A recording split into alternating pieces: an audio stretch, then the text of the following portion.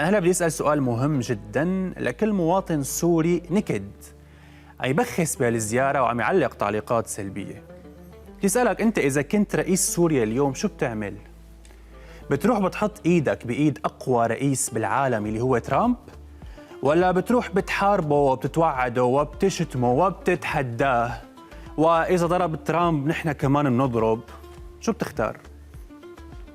نحن كسوريين كنا نسأل نفس السؤال. نحن ليش ما بننفتح على الغرب؟ ليش ما بننفتح على الرياض، على السعودية، ما بننفتح على أمريكا؟ لأنه بقانون السياسة إذا بدك تكون قوي بدك تحالف الأقوياء. هلا أنا ما بحب أحكي بالسياسة ولا اختصاصي أساساً، ولكن أنا عم أحكي هلا وجع الناس. يعني بالله دخلكم من وقت ما كنت صغير ما علموني وعلموا أولاد جيلي غير نسب ونهتف ونسقط الإمبريالية.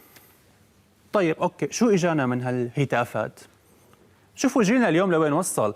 يعني اليوم الزواج حلم، السيارة حلم، البيت حلم الأحلام. نحن اليوم اللعبة اللي بتطلع لنا بالكندر سبرايز بتفرحنا. اليوم اللسان كل سوري بيقول أنا ما عاد بدي بقى أصمد صمود، أنا بس بدي أعيش بهدوء وسلام. أنا اليوم من حقي كمواطن سوري إنه مثلا أركب سيارة حديثة، لكن في شعب بالعالم بيحلم كان إنه يشتري سابا ولادا وشام وكولف وكولت ولانسر 93 غيرنا.